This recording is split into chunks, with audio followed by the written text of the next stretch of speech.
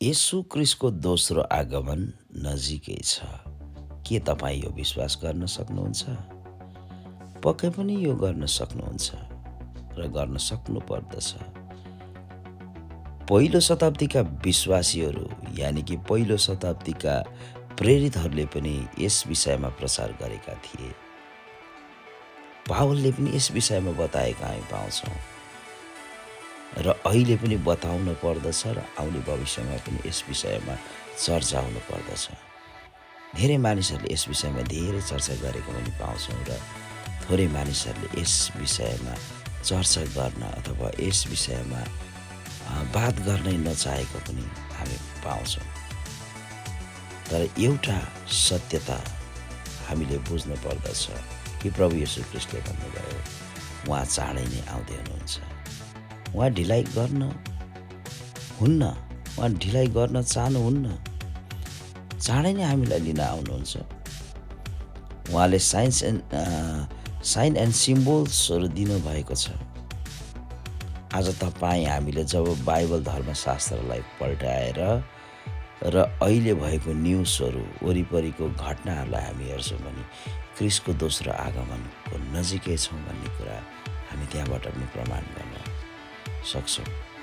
मत्तीको पुस्तक तपाईँ 24 अध्यायको 42देखि हामी हेर्छौँ भने त्यहाँनिर तपाईँ हामीले जान्दैनौँ वास्तवमा कहिले आगमन हुने, तर यदि घरको मालिकले चोर रातको कति समय आउँछ त कुन पहरामा आउँछ भन्ने कुरा थाहा भएको भए के त्यो तयार भएर बस्ने थिएन र चनाको हुने थिएन र भनेको हामी पाउँछौँ। त्यसरी नै क्रिस्टको आगमन पनि अचानक हुन सक्छ चोर चाहिँ। त्यस कारणले गर्दा विशेष चाहिँ के हो भने तपाईँ हामी तयार हुनका लागि चाहिँ येशू क्रिस्टको दोस्रो आगमनलाई चाहिँ त्यो चाह चाहिँ हामीले राख्नु पर्दछ। तपाईँ हामी त्यसको पर्खाइमा हामी हुनुपर्दछ। तब हाम्रो दुलाहा ठ्याक्कै आउँदाखेरि तपाईँ हामीलाई काम गरिरहेको अवस्थामा अथवा तयारी अवस्थामा चाउरिनु परेको अवस्थामा चाहिँ उहाँले हामीलाई व्यक्त गर्छ।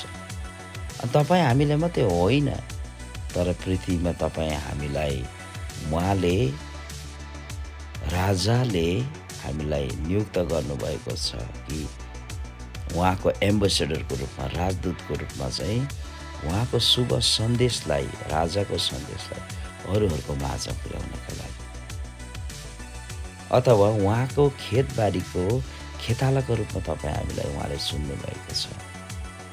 यहाँनिर एउटा पुस्तकबाट मैले लिएको छु।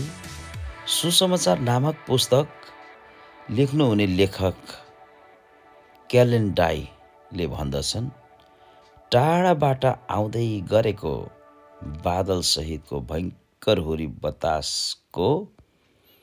हुरी बतासलाई पाकेको अन्नको ठुलो खेतसँग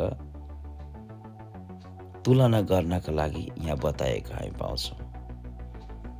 जहाँ चाहिँ थोरै खेतालाहरूले काम गरिरहेका छन्। अब अन्न बटुल्नेहरू चाहिँ एकदमै के छन्, थोरै छन् भनेको हामी पाउँछौँ। त्यो अवस्थामा अब अन्नको अवस्था कस्तो होला अथवा के होला भनेको हामी पाउँछौँ। साँच्चै नै अन्न चाहिँ धेरै अन्न चाहिँ नष्ट हुनेछ। त्यसरी नै तपाईँ हामी पनि प्रभु येशू ख्रीष्टले नियुक्त गर्नुभएको उहाँको खेतालाहरू छौँ। आज तपाईँ हामीले पृथ्वीमा रहेका मानिसहरूको बीचमा अथवा परमेश्वरको खेतमा गएर अन्न बटुल्ने काम गर्नुपर्दछ। जब तपाईँ हामीले लुका 10:2 हेर्छौँ भने उहाँले तिनीहरूलाई भन्नुहुन्छ कि फसल त प्रशस्त छ तर खेतालाहरू थोरै छन्।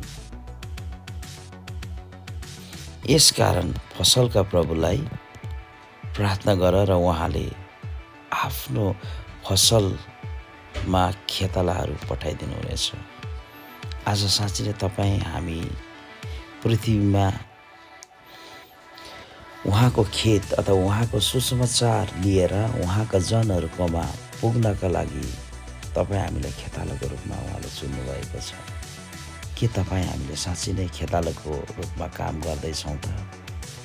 राजाको सन्देशलाई मानिसहरूको बिचमा पुर्याउने काम गर्दैछौँ त?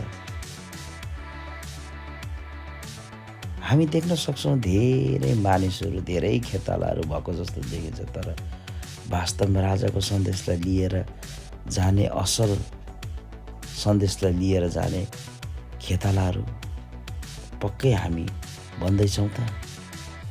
प्रश्न चिन्ह यहाँ छ। खेताला त हो, तर नामको मात्र। अल्छे खेतालो भयो भने के होला हालत? आज साँच्ची नै तपाईँ हामी अल्छे खेताला होइन, तर उहाँ आउँदै गर्दा काम गरिराख्ने खेतालाको रूपमा हामी काम गर्नुपर्दछ। र साँच्ची नै उहाँले पठाउनु भएको ठाउँमा हामी पुग्न अति नै आवश्यक छ। राजाको सन्देश, जुन कृपालु राजा हुनुहुन्छ, दयालु राजा हुनुहुन्छ, जसले चाहिँ अनन्त जीवन दिनका लागि दिने प्रतिज्ञा गर्नुभयो। साथसाथै यदि तपाईँ हामीले उहाँको सन्देशलाई अपहेलना गरेको समयमा उहाँले दण्ड पनि त्यसरी नै दिनुहुनेछ कि जुन दण्ड साँच्चै नै सधैँभरिको लागि हुनेछ। जसरी अनन्ततामा हामी प्रवेश गऱ्यौँ भने सधैँभरि प्रभुसँग रहन पाउँछौँ, त्यसरी नै जब आज साँच्चै नै उहाँको राजाको सन्देशलाई इन्कार गर्ने मानिसहरू सधैँको दण्डमा पर्नेछन्। त्यस कारणले गर्दा प्रियहरू, तपाईँ हामी उहाँको खेतमा जान आवश्यक छ।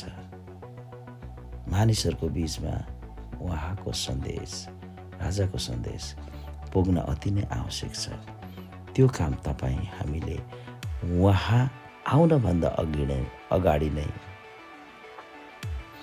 धेरै अन्नहरू नष्ट हुन अघि नै तपाईँ हामी खेतालाको रूपमा नियुक्त भएका व्यक्तिहरू, कामदारहरू साँच्चै नै हामीले काम गरिराख्नु पर्दछ। नत्र त साँच्चै नै तपाईँ हामीलाई काममा नियुक्त गरेको व्यक्ति यदि हामी काम गरिरहेको अवस्थामा प्रभुले भेट्नु भएन भने त्यो नोकरले पनि सजाय पक्कै पाउनेछ।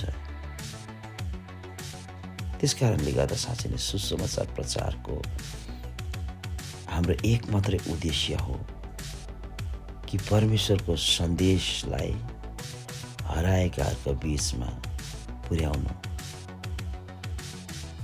उहाँको पाकेको अन्नहरू बटुल्नको लागि तपाईँ हामीलाई नियुक्त गर्नुभएको छ। त्यस कारणले गर्दा प्रियहरू, येशू ख्रीष्टको दोस्रो आगमन हुनभन्दा अगाडि नै तपाईँ हामी यदि साँच्चै नै उहाँले नियुक्त गरेको खेताला हो भने परमेश्वरको राज्यको काममा जुटौँ र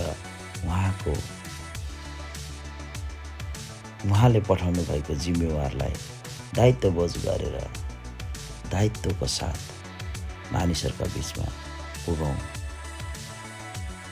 हुन्छ, प्रभुले हजुरको जीवनमा प्रशस्त आशिष दिनुभएको होस्। जय मसीह।